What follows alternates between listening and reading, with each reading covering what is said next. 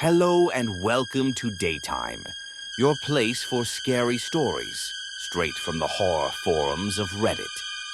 Make sure to like and subscribe for more horror tales of things that go bumping the night. On tonight's episode, a celebration turns into a nightmare when things become all too real.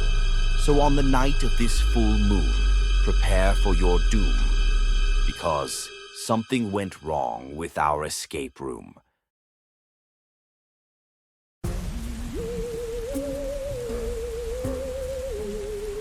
We wanted to do something special for Lindsay's birthday.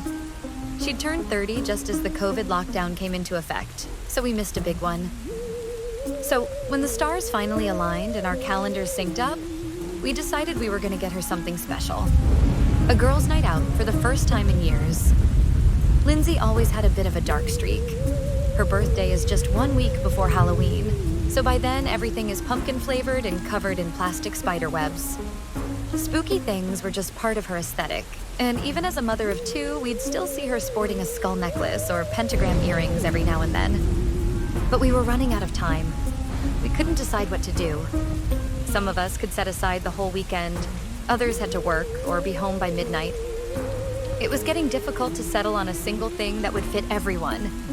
That is, until Aggie found something that was just perfect. An escape room. We all met up on a Saturday. It was me, Dawn, Aggie, and Lindsay. After a fancy dinner and a long walk, we arrived at the Apostle Collective building.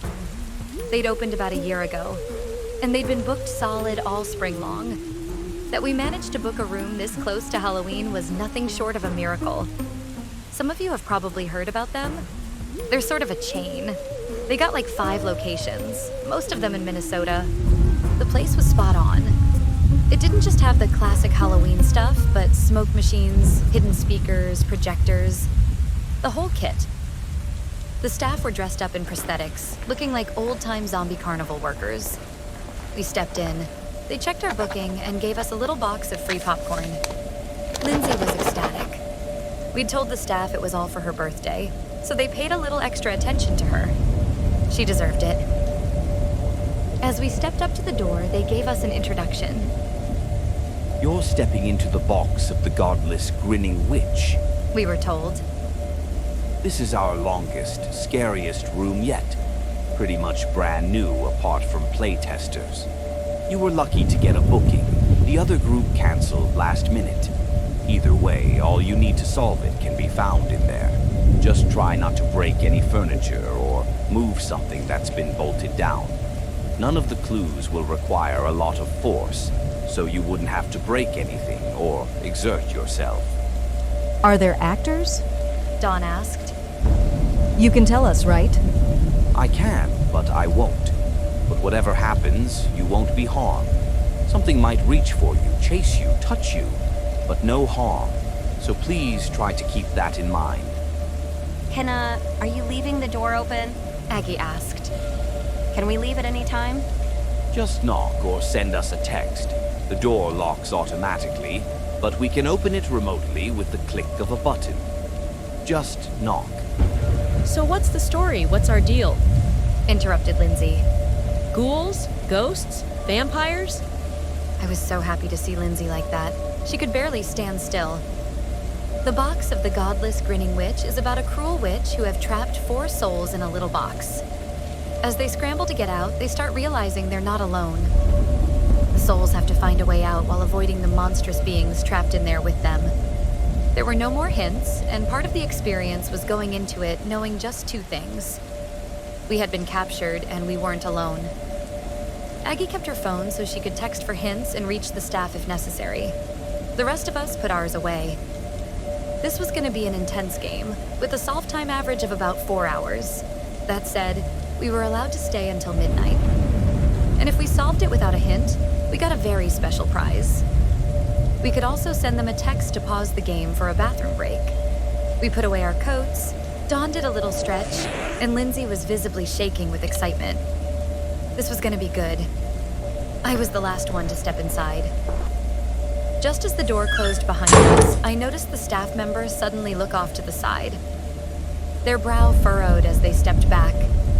In the blink of an eye, they were gone. Then the door slammed shut. There was something off, but I didn't want to alarm anyone. They were so excited, and the game was just getting started. It was a black, windowless room. Lindsay was being chatty, but Dawn and Aggie were kind of wondering what the hell they'd agreed to. After a few seconds, there was this chilling laugh, followed by a light. They'd installed a video projector in the ceiling. The entire room lit up as we looked up to see a video of an impossibly large woman looking down on us, like we were the size of a Rubik's Cube in her hand.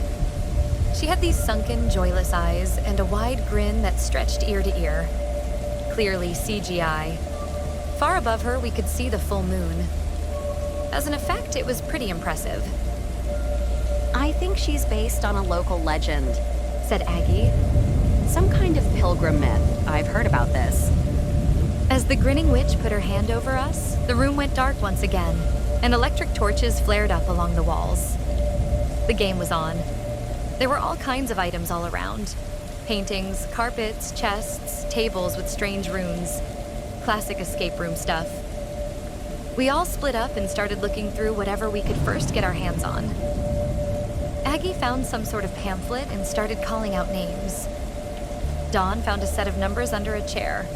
Lindsay was just soaking up the atmosphere, trying to find clues in the paintings. About 30 minutes in, there was this awful sound. A rattling page, followed by snapping metal. There was a loud moan and approaching footsteps. There were a few spots in the room that were obvious hiding places, so we hurried inside. Lindsay couldn't stop giggling, and even I felt my pulse racing a bit. But nothing happened. The pre-recorded noises came and went. There was this disconnect, like a pair of real footsteps were supposed to sort of take over the sound, but nothing happened. We just hid for a couple of minutes, then stepped out. Did we miss something? Dawn asked. There was a pregnant pause as we looked around the room. Nothing. Strange. We made decent progress. We found a set of keys that opened a chest, which revealed a black light disguised as a candle. Using it, we found a set of codes to decipher using a set of runes. We found out there was a touchpad behind a painting, which we could use to write a code. That in turn opened a small side room full of clues. So, yeah, decent progress. Then again, we heard strange noises, rattling chains, loud moans, and thundering footsteps. We figured this was it, that the previous one had just been a warning. So again, we rushed to our hiding spaces. And again, nothing happened. This time, something was clearly broken. There was a recorded voice coming from the ceiling. I think he likes you. It whispered. Like hell he does. Aggie frowned. He's not coming out. Relatable. Grinned Dawn. I'm using the bathroom. Text him. Aggie texted the staff as Dawn pulled on the door. It was still locked. Wait, Aggie said. they haven't responded yet? Dawn knocked on the door. There was no response. No sound. Still nothing. Added Aggie. No one. Something turned in my stomach. That sudden pinch of worry that something had gone terribly wrong. As Dawn kept pulling on the door, Lindsay stopped smiling. The pep in her step faded. Is this part of it? Lindsay asked. Is it a meta thing? Are you in on it? No, I protested. It's just one of those auto-locking doors and they forgot to set it open. Right? It's probably nothing, right? No response. Sighed Aggie, holding her phone up. I'm calling Hank. As the others gathered around Aggie, I stepped away for a second. Aggie's husband, Hank, wasn't picking up. I put my ear up against the walls and listened, figuring I might be able to hear the staff chit-chatting in the next room over. There were supposed to be actors here, or staff just outside. Something about this wasn't adding up. As I leaned against the wall listening, I heard footsteps again. But this time, they didn't sound pre-recorded. I hurried to the others, holding a finger up to my lips. Listen, I mouthed. There was a slit in the wall where a door could open from the other side. Someone was coming this way. Is that them? Dawn asked. Is that? Those were big steps. Really big, heavy steps. Without knowing who was coming, we all just silently agreed that this whole thing felt completely off. No one knew what to do. Hide! Dawn hissed. There were plenty of things to hide behind, but the room was small. They'd find us in no time. Despite that, Lindsay and I hid in the small side room. We shut the door, held our breaths, and waited. Dawn was small enough to fit in a chest, while Aggie hid behind a curtain in the back of the room. In the low light, it might just work.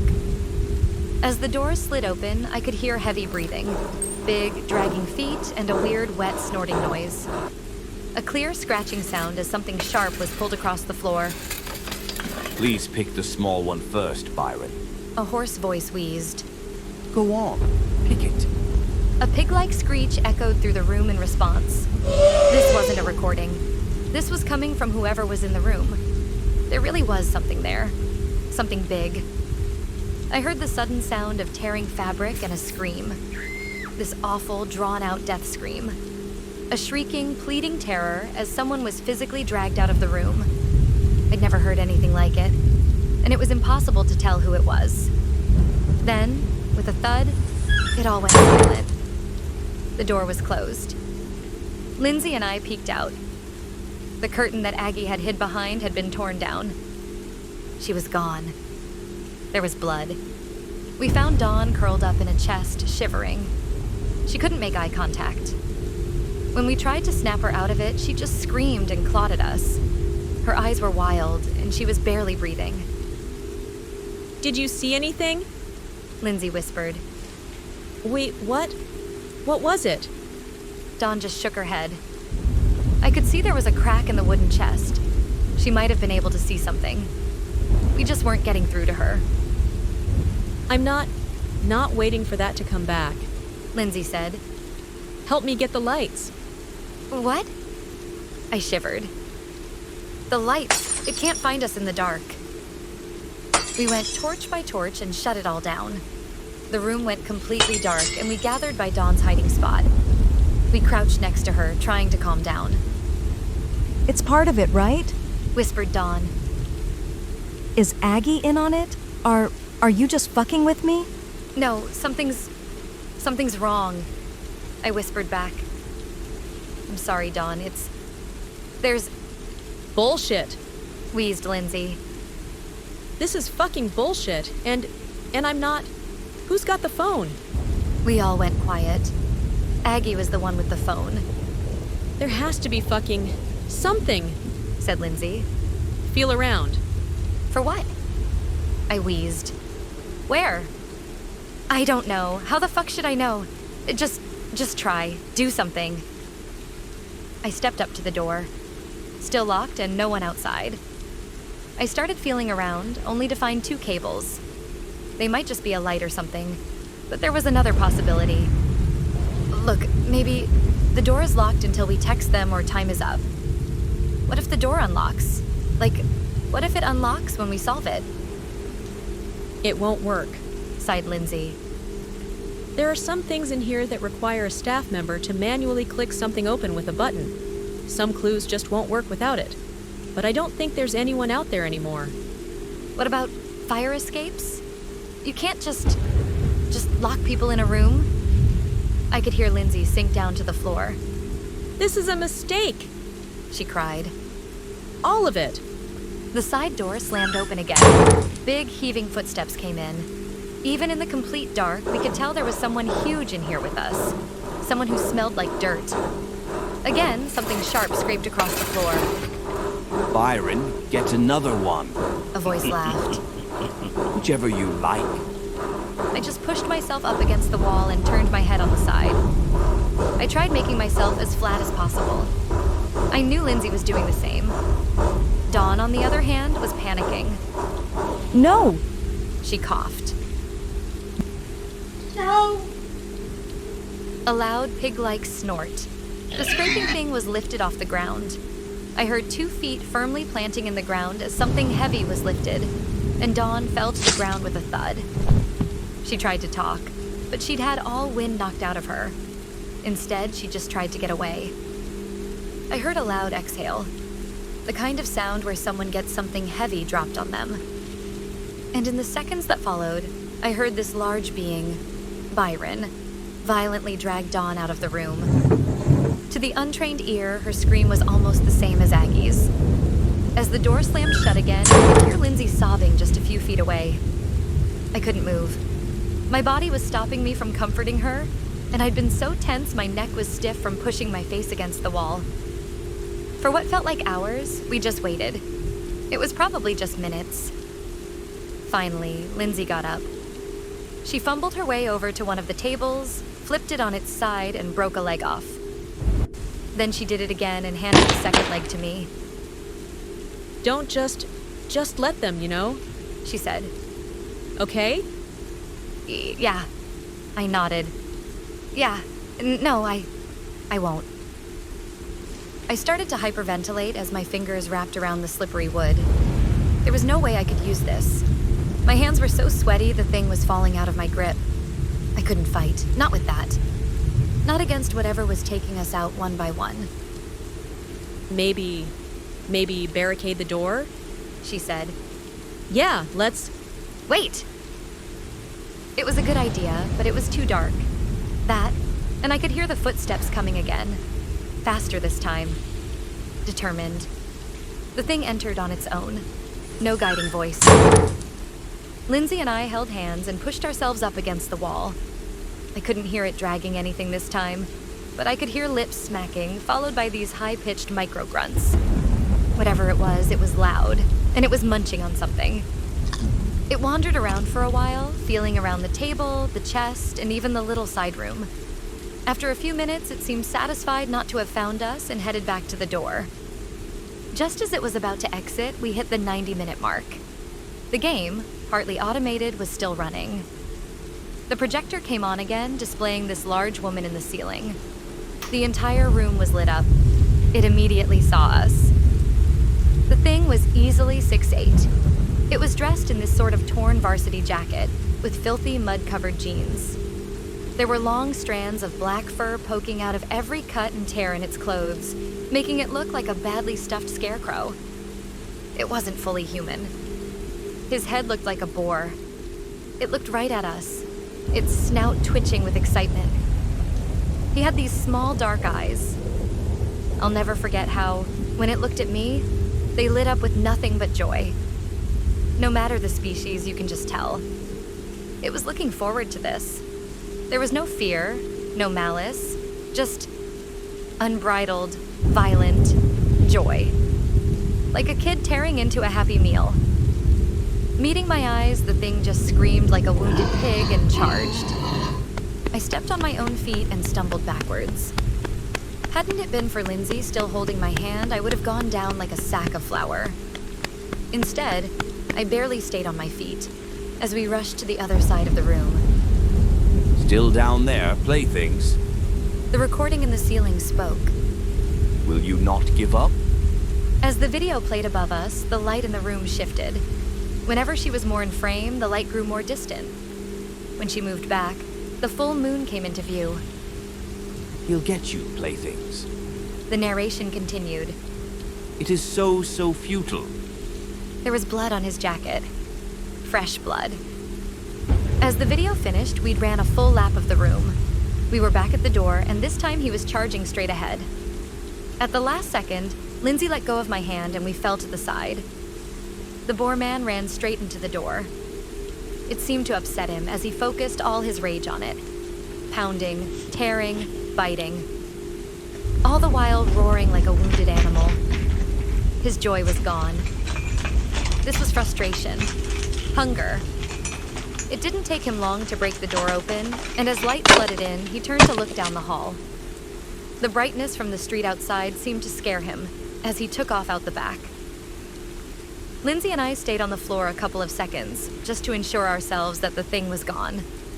We eventually crawled out the door, ready to run. There were bloodied handprints on the walls, something resembling a fingernail. Blood spatter on the ceiling. We ignored it all, got up, and went straight for the exit. Come on, come on, come on. I'd sprained my ankle, and Lindsay was bleeding from her hand.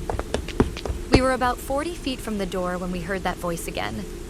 The voice that had guided the boar man. Neither of us turned to see him. We just had to keep going. Tell them. He screamed.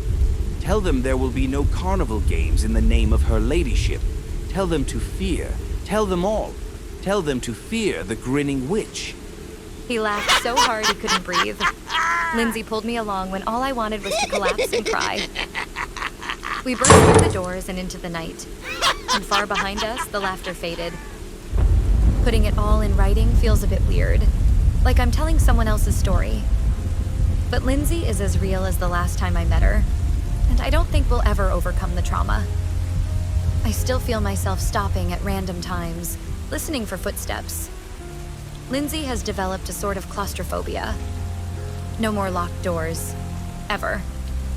The police chalked it all up as an armed robbery. The security cameras picked up 4 intruders getting in through the back door. 3 hooded figures and a large masked man in a varsity jacket. The case was handed off to a special unit and promptly dropped. We didn't get any updates after that. It wasn't filed as a kidnapping or murder or similar. All they could prove was the break-in. But as far as what happened to Dawn, Aggie, and the staff members, no one knows.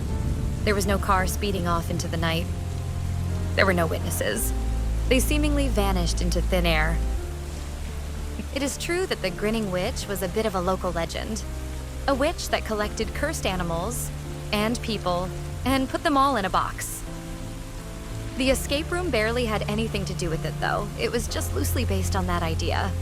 But somehow that was enough to draw out some kind of hate sect. But I'll never forget the man with the boar head. No matter how I think about it, no matter how I try to wrap my head around it, I can't stop thinking about him. That was no man in a mask. That snout was wet, and those teeth were real. Nut jobs are everywhere, but that thing? No, it couldn't be. It literally couldn't be. I don't think this will ever be resolved. Why would it be? Things like this don't just happen. They don't. But this time they did.